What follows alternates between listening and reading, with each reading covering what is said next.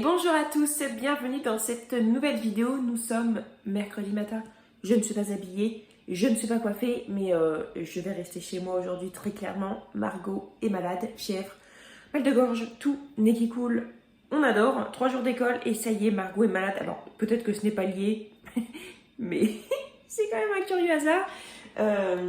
Donc voilà, aujourd'hui, ce matin, rangement de mon frigo puisque je l'ai un peu abandonné depuis samedi. Donc il n'est pas très bien rangé et en plus j'ai fait des courses lundi et j'ai tout jeté dans mon frigo comme ça. Donc je vais m'en occuper aujourd'hui. Et alors j'ai eu une grande révélation concernant le rangement du frigo. La zone la plus froide de mon frigo n'est pas celle que je croyais. Voilà, j'ai appris ça ce matin parce que du coup j'ai cherché un petit peu pour voilà, ranger du mieux possible parce que j'étais déjà renseignée mais il y a très longtemps. Le problème c'est que j'étais pas renseignée, j'étais persuadée que la zone la plus froide dans mon frigo était en haut et en fait elle est en bas.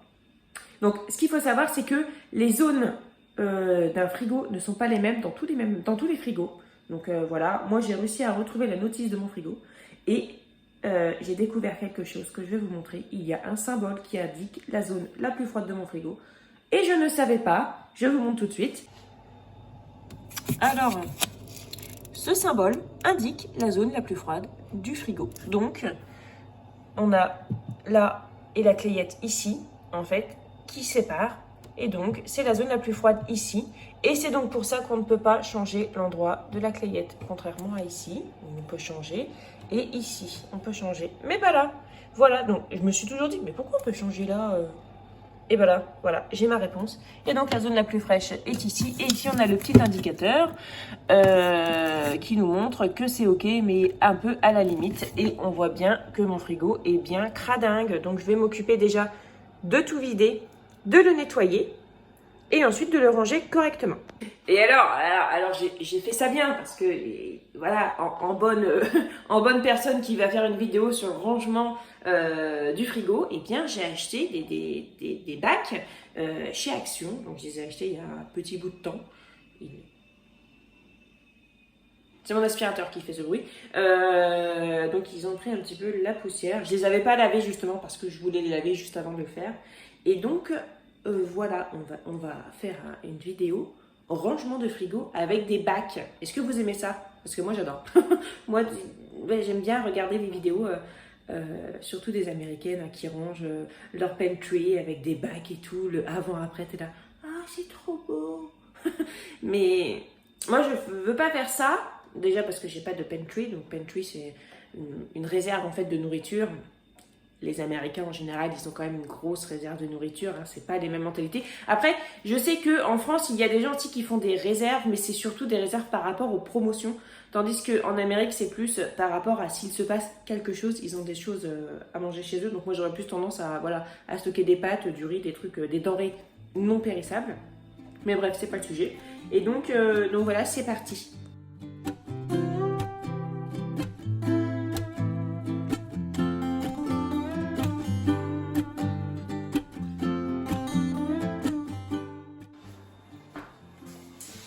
Pour nettoyer mon frigo, je vais utiliser du vinaigre.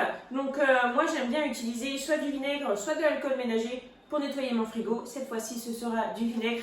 J'ai aucun problème avec l'odeur du vinaigre, ça se dissipe en séchant. Donc voilà, je vais nettoyer mon frigo. Et d'ailleurs je vous invite à aller voir le nouvel article que j'ai publié sur mon site concernant le vinaigre ménager. Je pense que ça va vous intéresser parce que ça parle de nettoyage naturel, avec des produits écologiques mais aussi avec des produits économiques et comment ne pas se faire avoir sur l'achat du vinaigre ménager. Donc je vous invite à me rejoindre sur mon site mamaneconome.fr. Et donc c'est parti pour le frigo.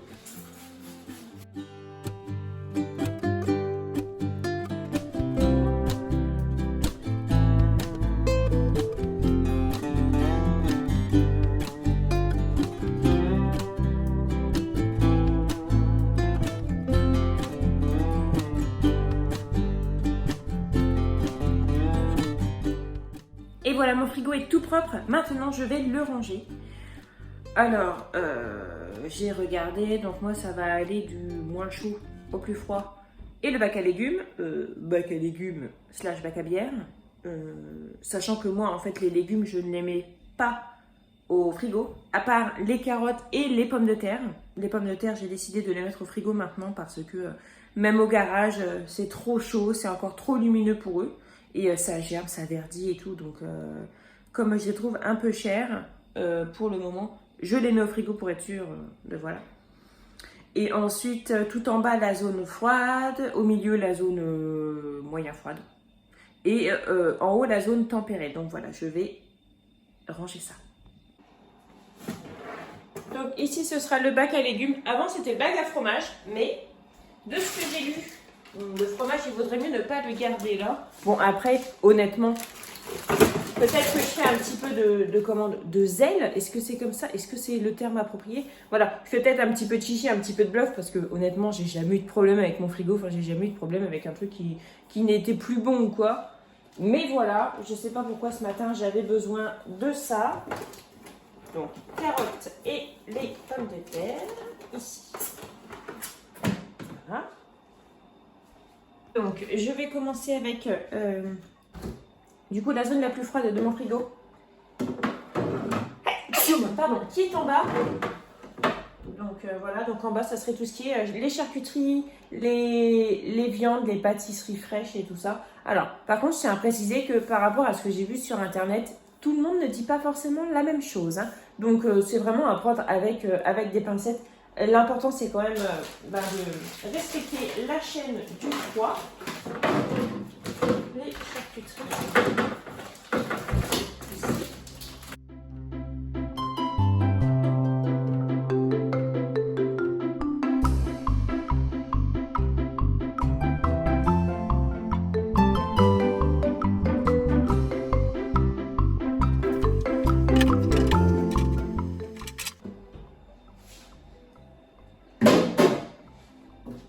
Je crois que c'est bon comme ça, pas sûr.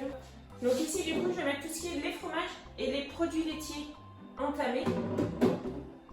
Et bon, je crois pas que j'en ai des produits laitiers entamés, mais par exemple, j'aurais pu avoir de la crème fraîche entamée.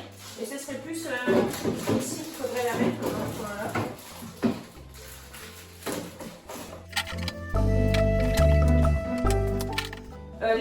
Les sauces, c'est totalement ok de les mettre dans les bacs ici.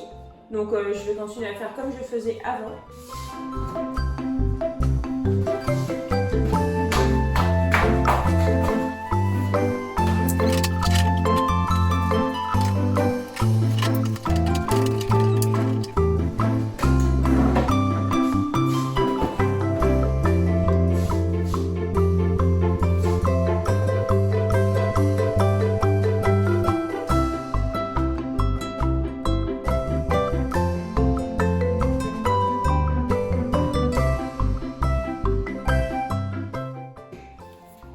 Et voilà mon frigo rangé.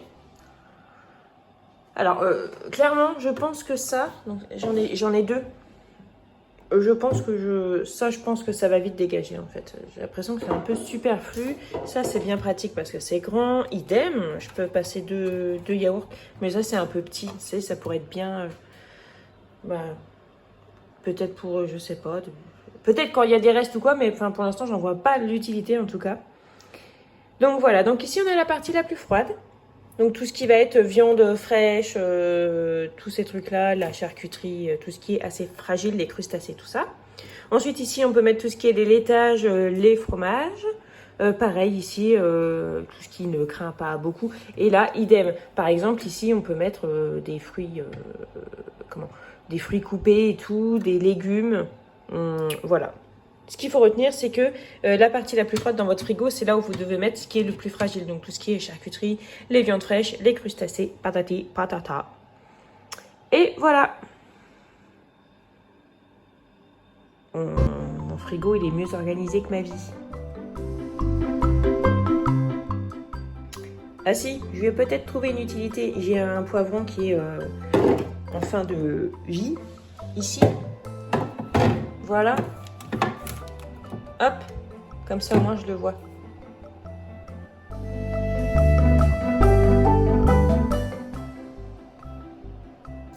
Et donc ici c'est la viande congelée que je suis en train de décongeler pour mon meal prep. Et donc c'est ok de la mettre ici, donc dans la zone tempérée, donc selon la disposition de votre frigo, c'est toujours pareil. Donc pour ce qui est de la conservation de la viande qui est congelée, quand vous allez la décongeler, une fois qu'elle est décongelée, vous avez 24 heures pour la consommer, pour la cuire. Donc quand c'est décongelé, vous ne pouvez pas recongeler, sauf si vous avez cuit votre viande. Par contre, si vous décongelez de la viande cuite, vous ne pouvez pas la recongeler, il faut la manger 24 heures après sa décongélation totale. Et voilà! Fin de cette vidéo, j'espère qu'elle vous aura plu. Je vous souhaite de passer une très bonne journée. On se retrouve très bientôt dans une nouvelle vidéo et en attendant, prenez bien soin de vous.